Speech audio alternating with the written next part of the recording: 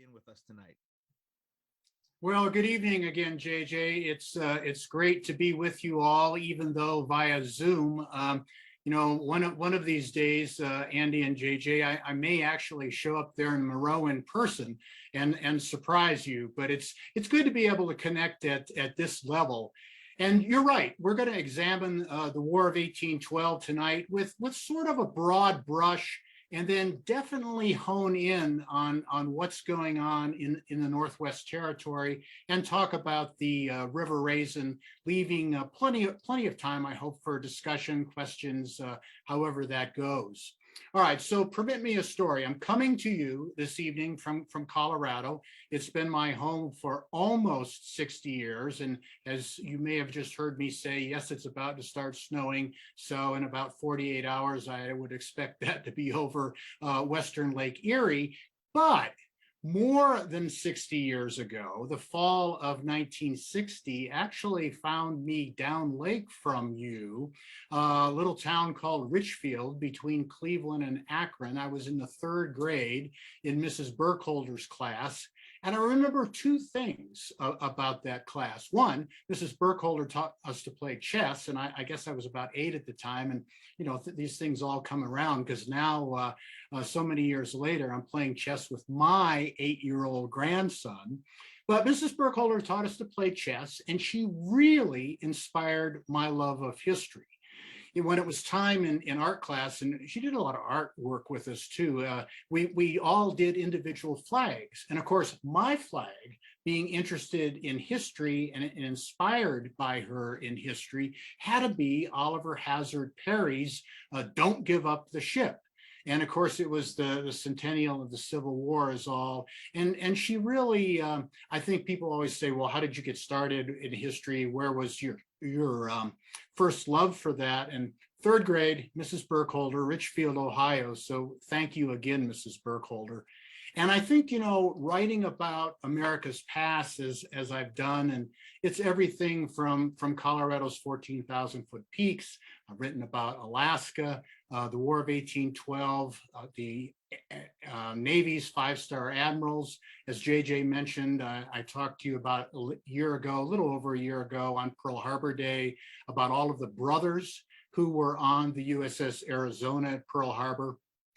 As I've done all of that as sort of a broad brush of American history, I've really tried to remember that excitement that I first felt in 3rd grade. I'm pretty fond of saying that good, sound scholarship need not be dull. And sometimes I think the true events and the characters are really frequently more compelling than maybe even the most spellbinding fiction. And as JJ said in the introduction, and that's almost from the dust jacket of the book, I really came to believe that even though the War of 1812 frequently gets lost between the American Revolution and the Civil War, it really is nonetheless the period that really solidifies the young American nation and sets up half a century of westward expansion. But that in a nutshell, I think, is why the War of 1812 matters. But we're definitely going to take a closer look at that and, of course, end up on the River Raisin. Well, the obvious question to begin with is why the war? And I think there are probably 3 principal reasons for that, even though, as we're going to find, not everyone in the country really agreed with any of them, or certainly not all of them, at that particular time. Let's remember that, let's say it's 1810, 1811, the years leading up to that.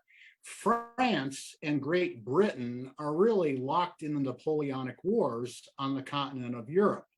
Great Britain desperately needs men for its navy, and Britannia rules the seas.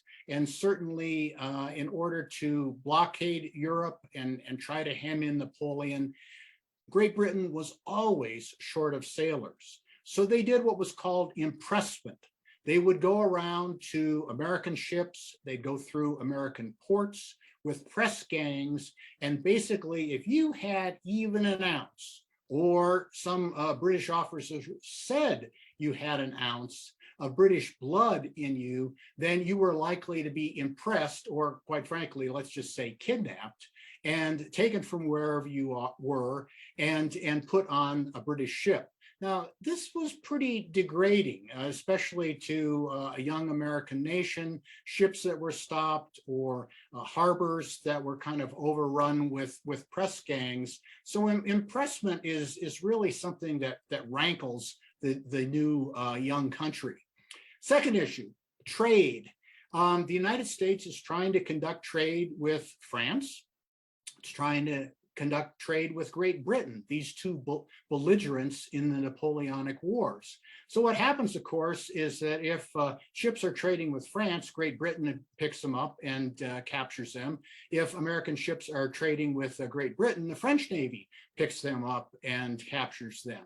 At one point, there are people in the American Congress who are basically saying, look, let's issue letters of marque and reprisal, which are essentially legalized letters of piracy, and allow American ships to go after both British and French ships. Well, it never really came to that. Things sort of focused on Great Britain, but that's the issue of trade. We're going to find that in New England, I think, even though trade was so important in New England sort of has some hesitation about this, particularly even given its proximity to Canada, with the third issue and the third reason for the war. And, you know, I think that's this lust for Canada. The American nation, and this goes back to the 13 colonies even before, always has this thirst, this lust for not only more territory, but particularly for Canadian territory north of the border. And along with that thirst, there's always been accompanying Native American issues. Native Americans, quite frankly, sometimes are fighting among their individual tribes over territory. They've certainly been on different sides through all kinds of colonial conflicts.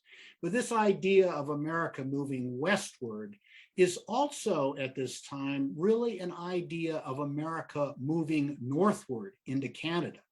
Now, remember that Canada is French, part of France, until the French and Indian War, 1763, the Treaty of Paris basically turns Canada over to Great Britain.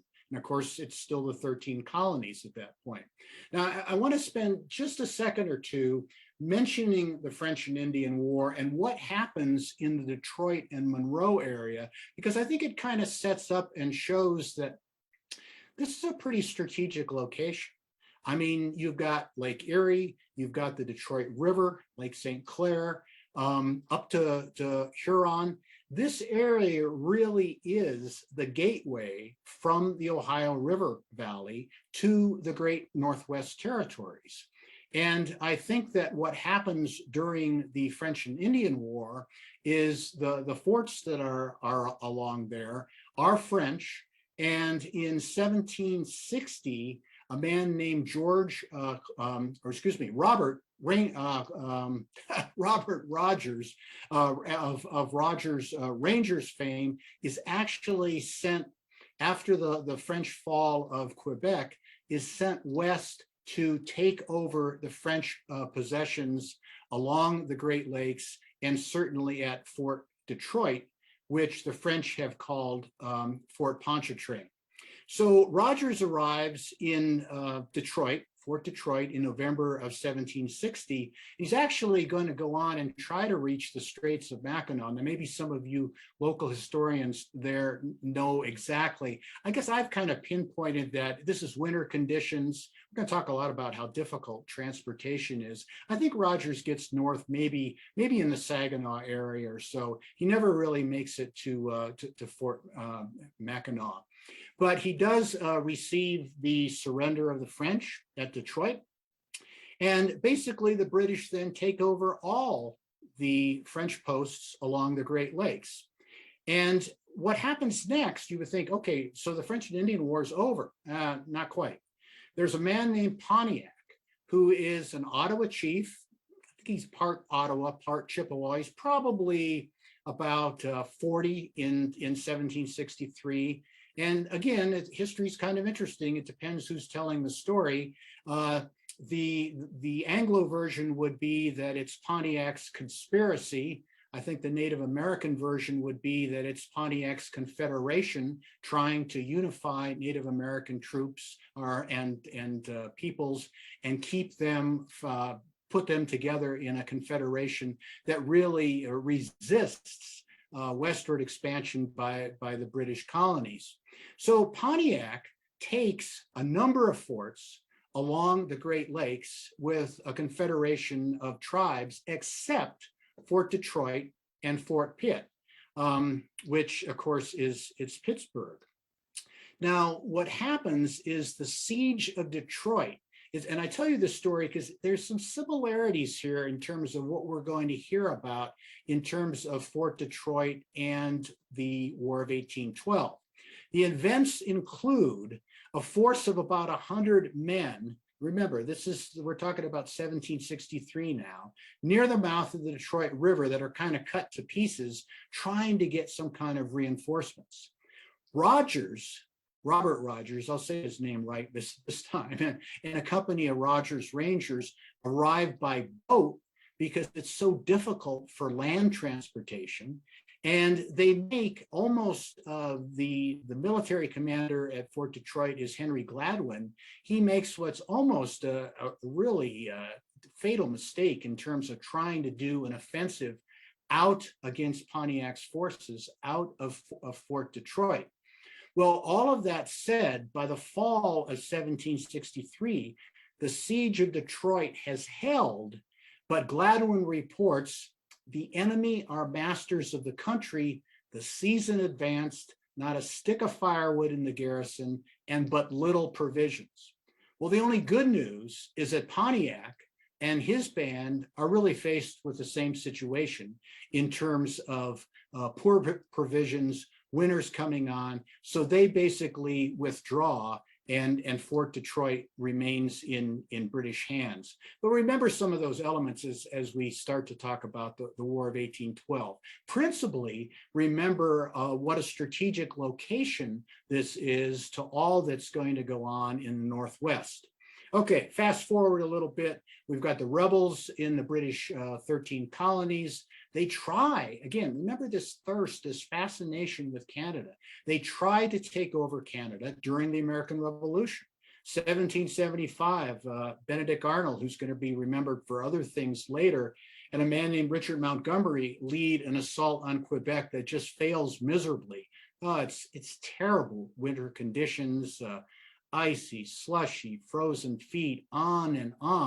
And, Canada does not fall into the orbit of the 13 colonies. I think after the revolution, there's still this expectation in the 13 colonies that Canadians really want to be part of the United States. That's just not true. There's a war hawk named Henry Clay. He's a young congressman from Kentucky.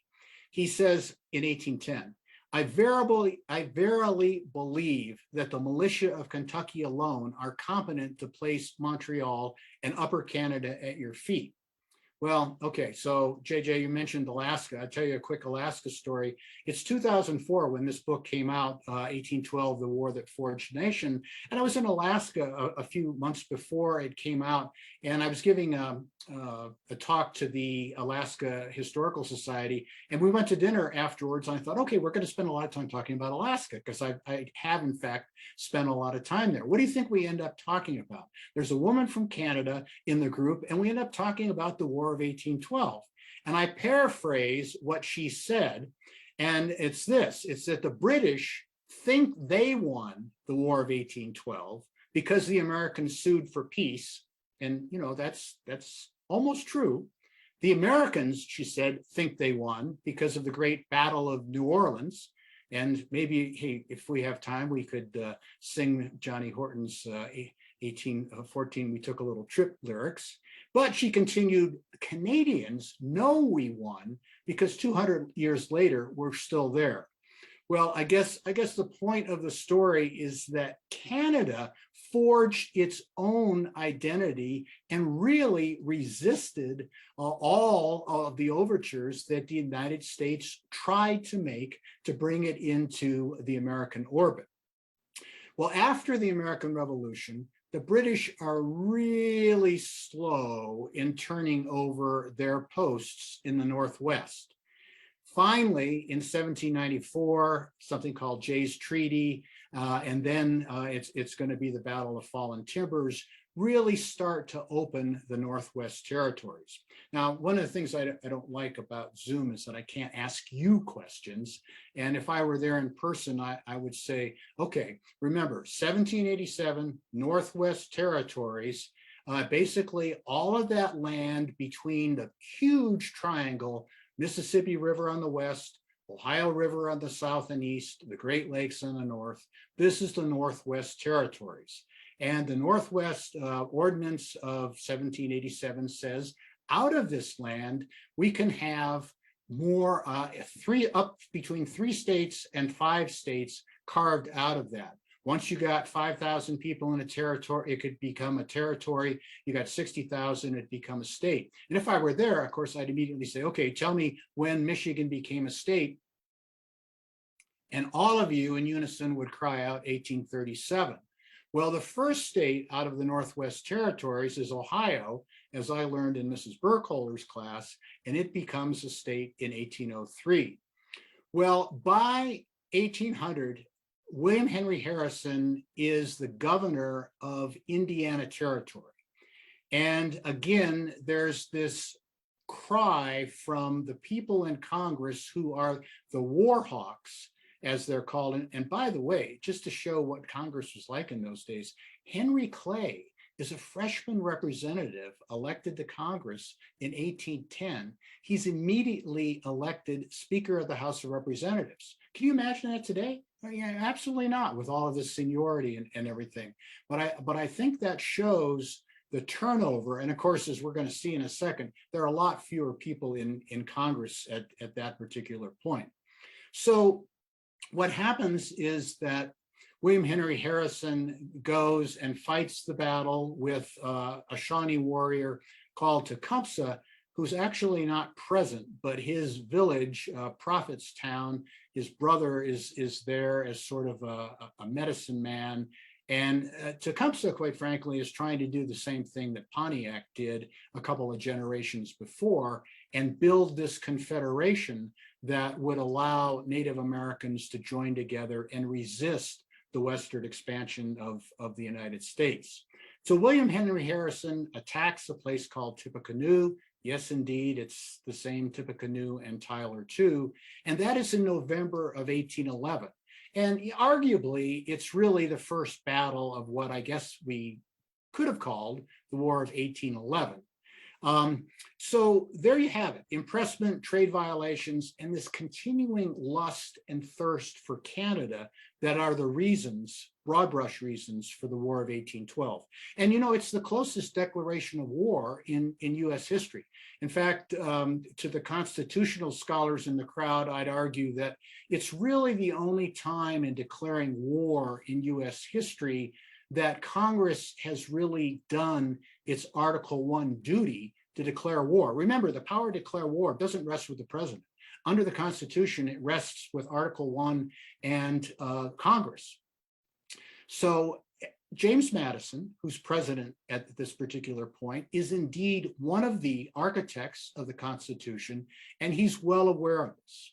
Now, James Madison, for all his brilliant intellect, may not be the most charismatic leader in American history, and he really wrings his hands over these things. Yes, there's impressment. Yes, there's trade violations, on and on.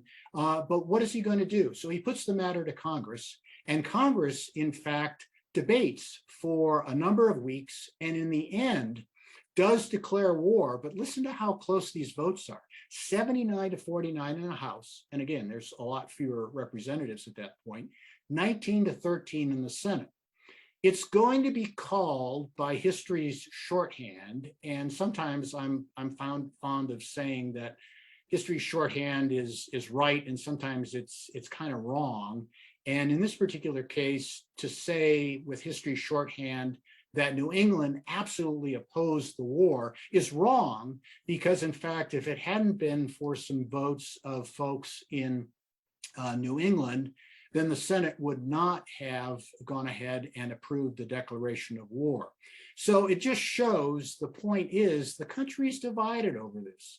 It's not a unified call to action to declare war on Great Britain. And it's divided not only by region, but certainly within region.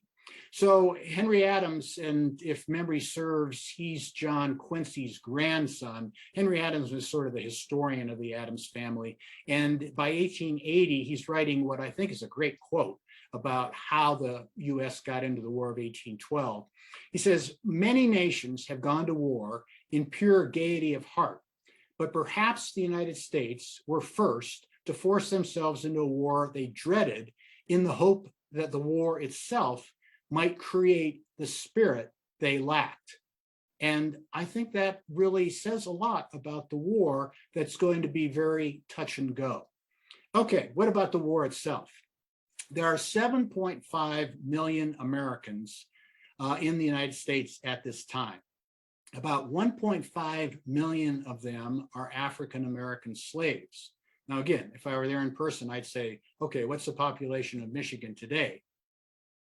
Plus or minus 10 million people, in terms of being able to compare that, what the entire country was like in 1812. Now, on the Canadian side, there are only about 500,000 Canadians. About 100,000 of those are in Nova Scotia and New Brunswick. Quite frankly, a lot of them are loyalists who have fled the colonies during the Revolution. They're certainly not going to support the United States taking over Canada. About 300,000 of those Canadians are in Quebec, and they trace their ancestry from the French. They're not going to be too thrilled with the Americans either. So that leaves about 100,000 Canadians in Upper Canada. Now, Upper Canada, again, for conversation purposes, let's call it basically Ontario, Lower Canada, Quebec, and the dividing line there is sort of the Great Lakes, and Lower Canada being along the St. Lawrence River. But we're going to refer to Upper Canada a couple of times in terms of the campaigns that go on there. Over the course of 3 years, there are going to be 7 major campaigns to invade Canada. Now, don't worry, I'm not even sure I could go ahead and recount all of these with any clarity. So we're going to focus on 2 of those 7. And I'd suggest to you that out of those 7, 6 were total defeats.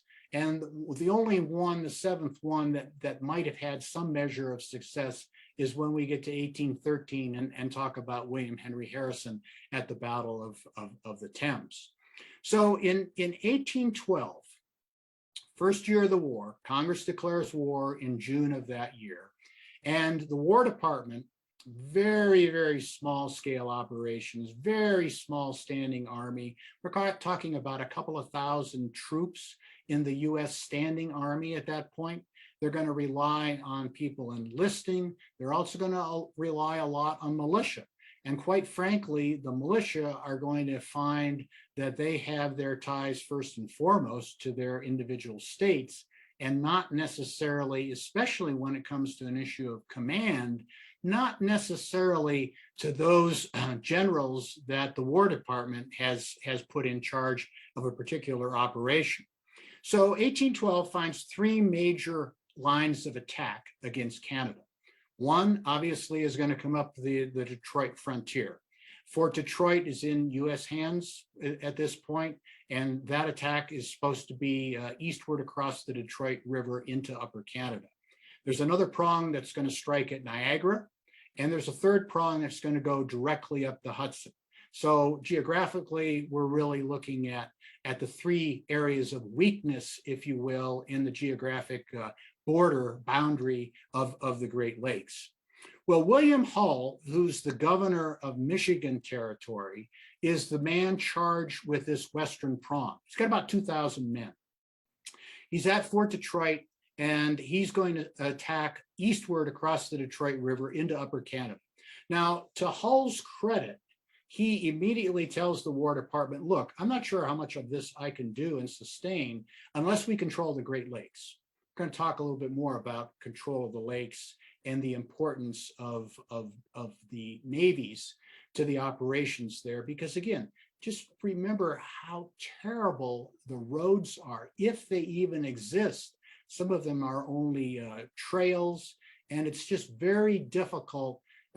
Quite frankly, winter is sometimes the best season to do operations because the ground's frozen. Well, Hull, who actually has been sent to the Northwest prior to the declaration of war, is going to march to Detroit. And because of those transportation issues, he puts his muster rolls, his campaign plans, all of that on a schooner called the Cuyahoga and sends it from the Maumee River to Detroit. But what happens? British Navy on the lakes captures it. So suddenly the British, and the man is Isaac Brock, who's the governor and commander-in-chief of British forces in Upper Canada. Suddenly Brock has not only a list of all of Hull's men, knows how many people are there, but he's got the campaign plans in terms of how he's going to cross the river and invade Upper Canada.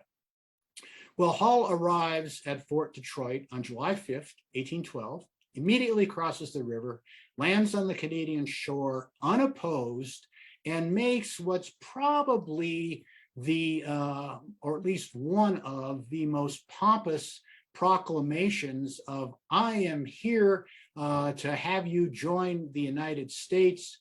Hip, hip, hooray, you are being delivered. And of course, about all the Canadians do, witness my earlier stories and comments, is say, no, we're not very interested in that.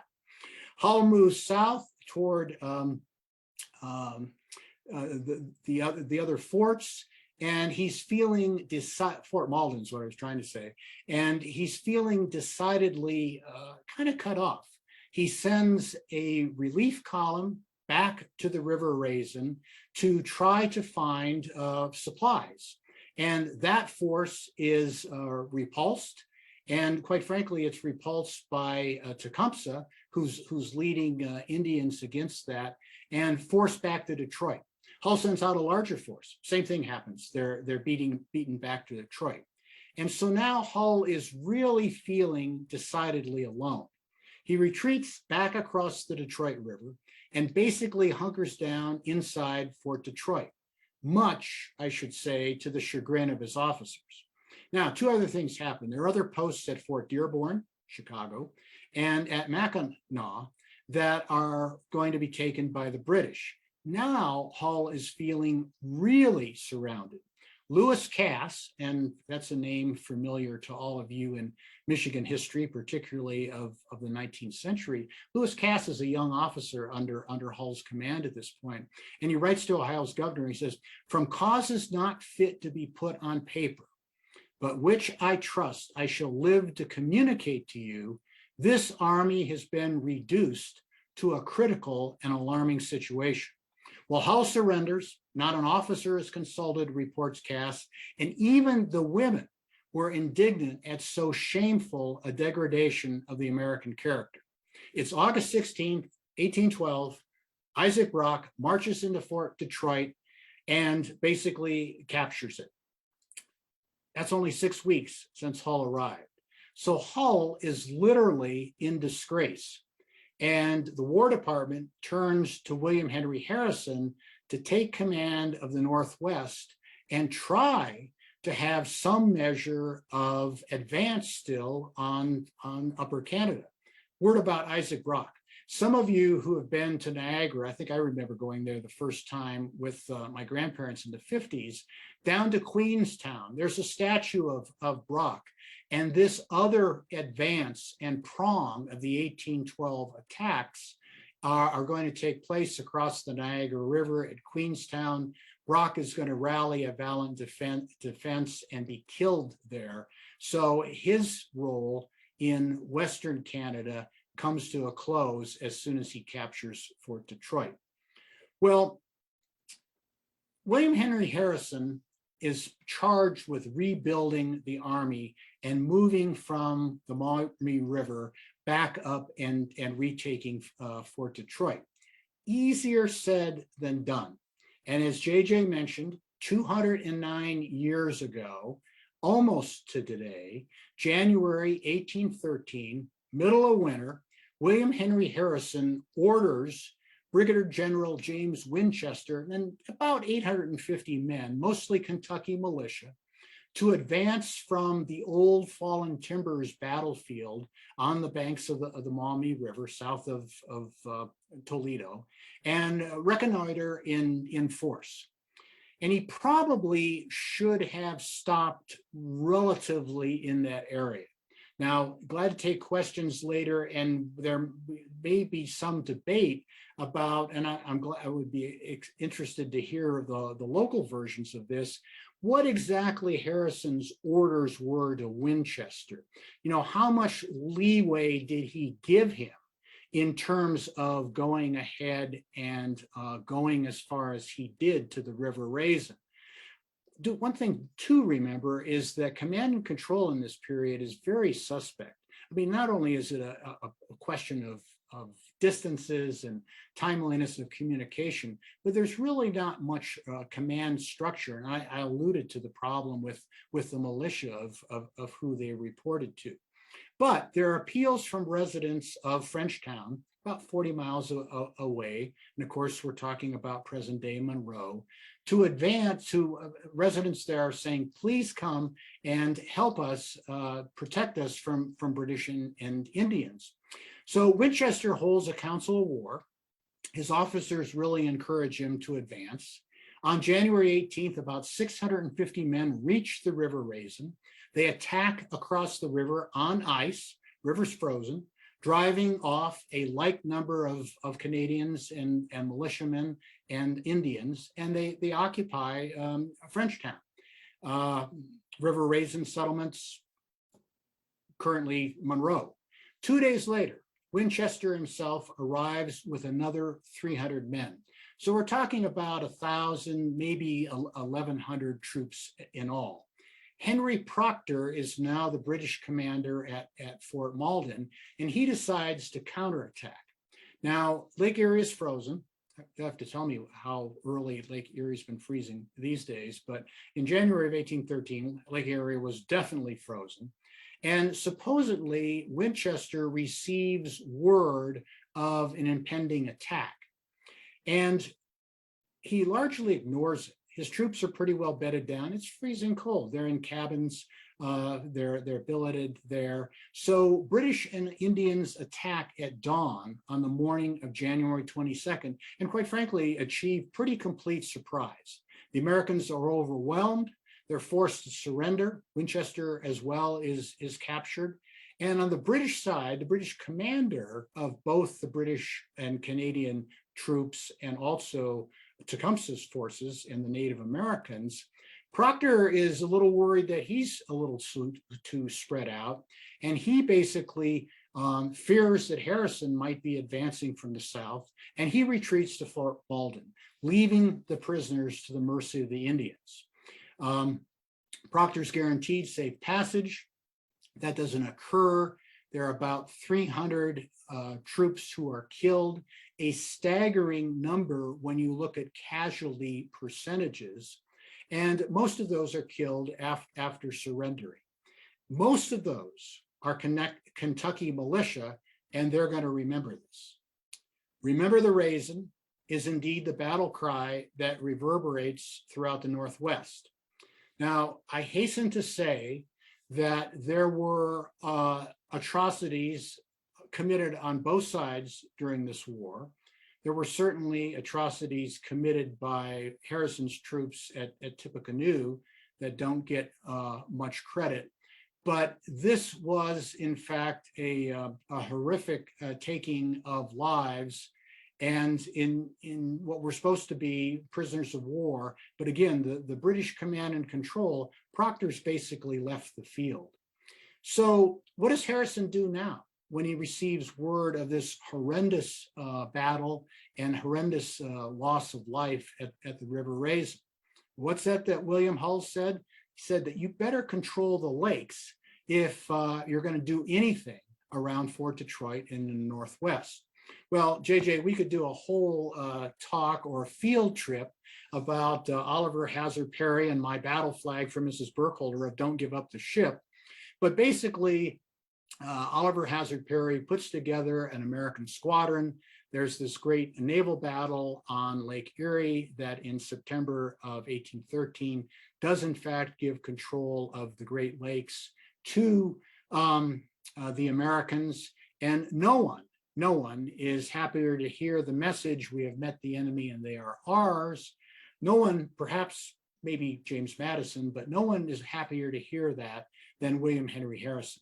It's been a tough summer on the Maumee frontier, and we don't have time tonight to go into it, but with Isaac Brock dead at Queenston, Henry Proctor, the same Henry Proctor we just talked about with the River Raisin battle, is the commander of all British and Canadian troops and Indian allies in the Northwest.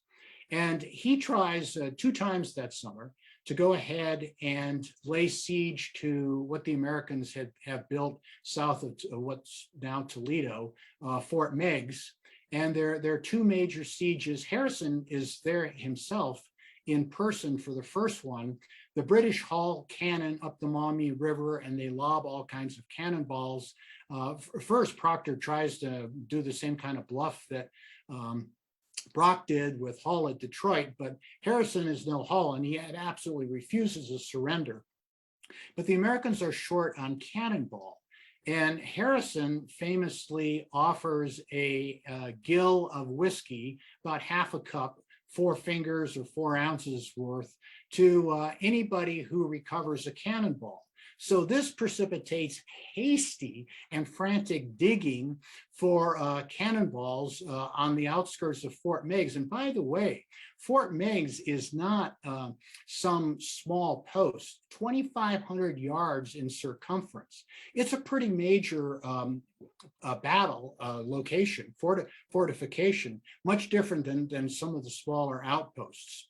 And the end result, of course, is that Fort Meigs holds. Those 2 sieges and a similar siege of a place called Fort Stevenson are repulsed. Tecumseh is hugely upset by this point with Proctor. You know, Proctor has clearly demonstrated he's no Isaac Brock, and Tecumseh is very anxious to fight. Well, after receiving word of Perry's victory, Harrison marches north with about 5,500 men. This is late September of 1813. He arrives at the River Raisin. Pretty grim sight. There are a lot of those bodies of people who have been killed and mutilated from the previous January.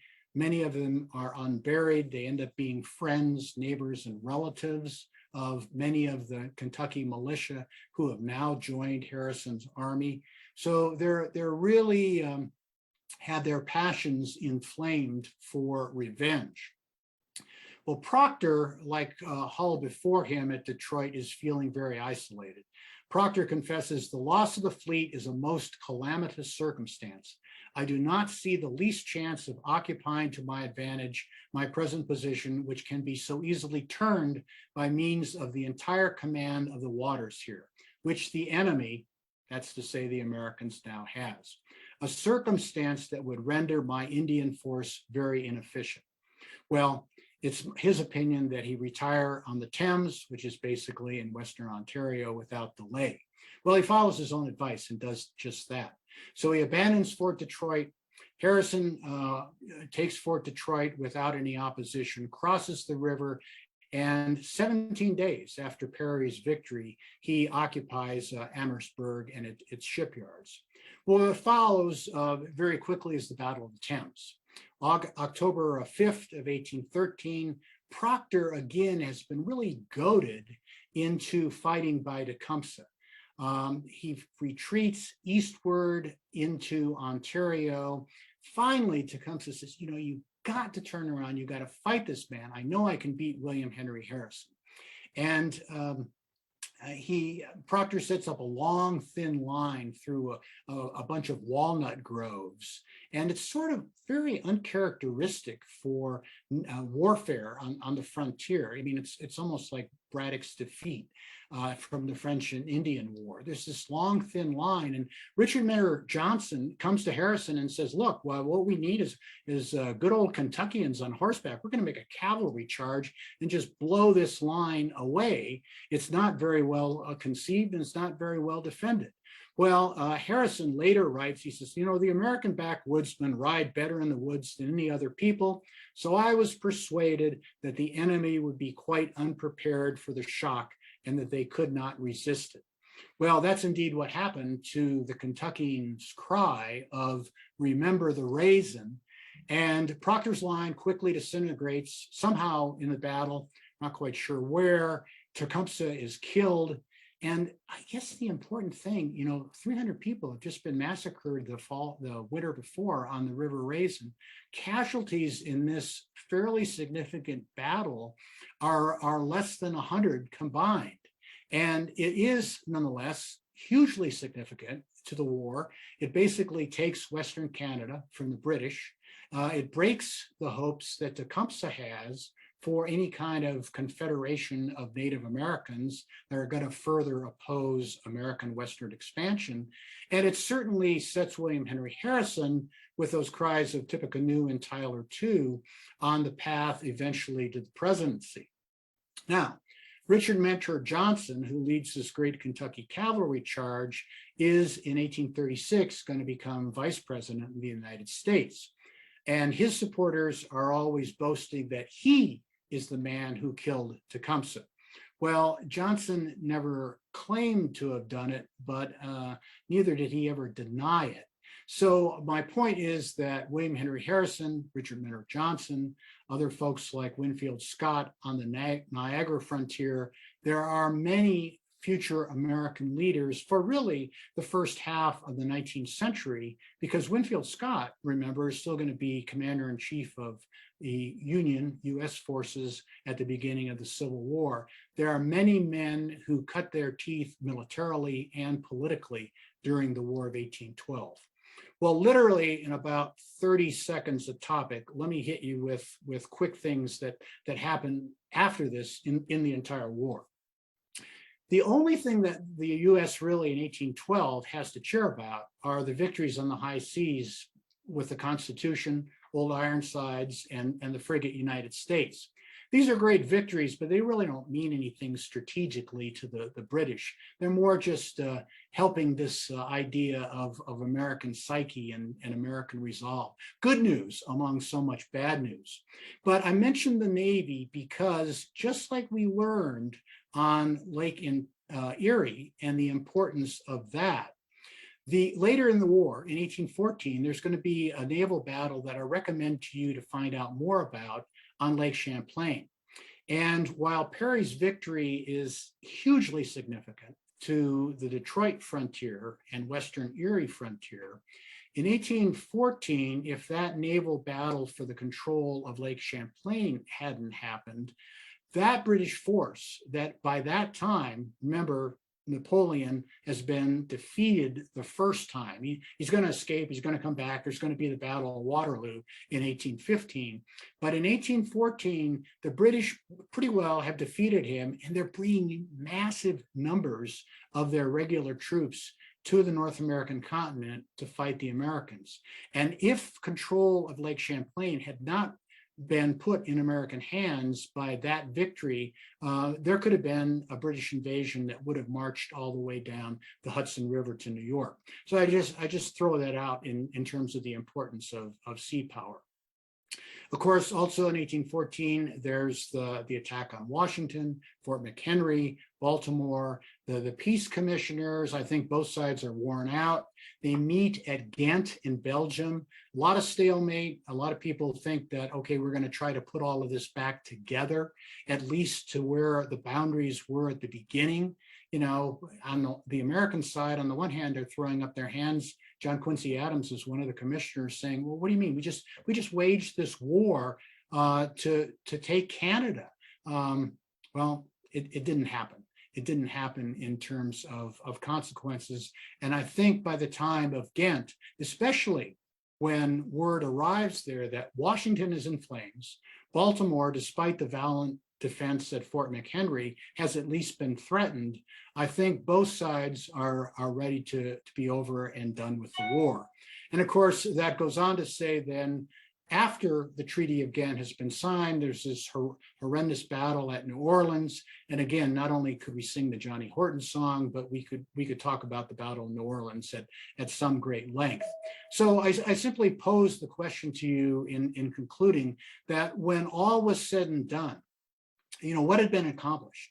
The war had been waged, President Madison told Congress, with success, which is the natural result of the wisdom of the legislative councils, of the patriotism of the people, of the public support of the militia, and the valor of the military and naval forces of the country.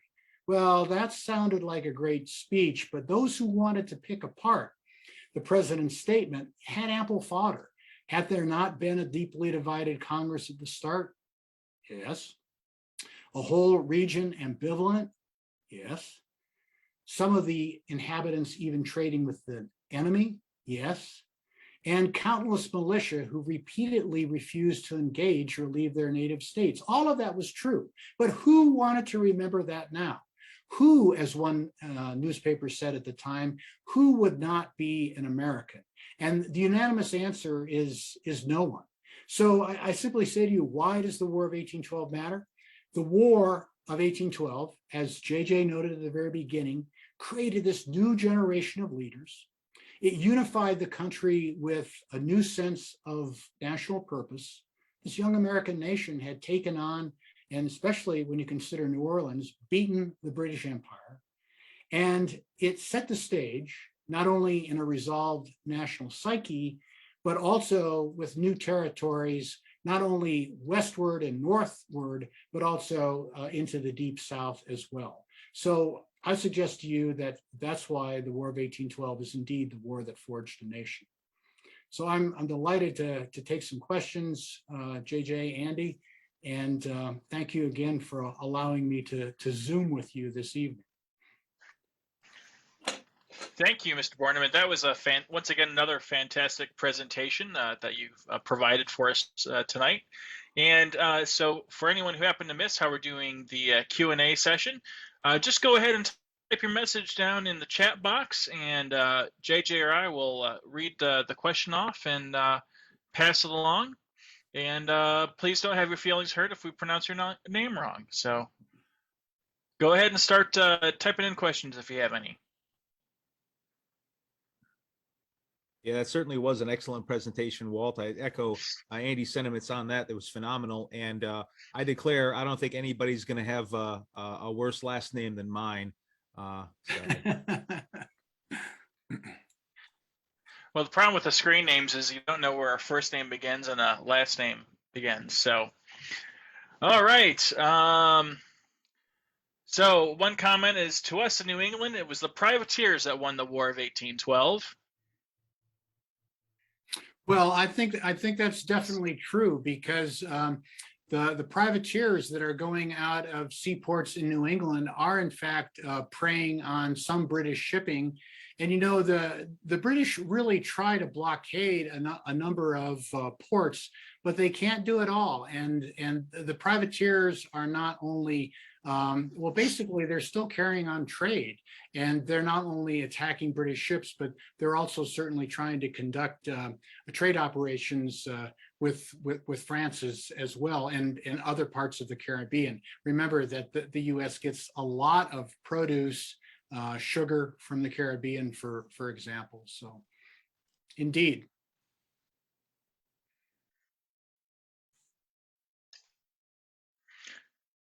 All right. Any questions? Go ahead and type them in. I think Walt gave a pretty comprehensive presentation. That was really phenomenal. So there's not a lot of them. There's not a lot of questions. That's great. Just to kind of, hopefully maybe this can feed a little bit. One of the things that I think is interesting about the War of 1812, is obviously that great influx of leadership that, as you mentioned, really kind of dominated the American military and political scene for next 50 or so years. But one of the things for me, infusion of popular culture, uh, Don't Give Up the Ship is one of the great examples that you provided, that I think many folks still reference, but also the Star-Spangled Banner.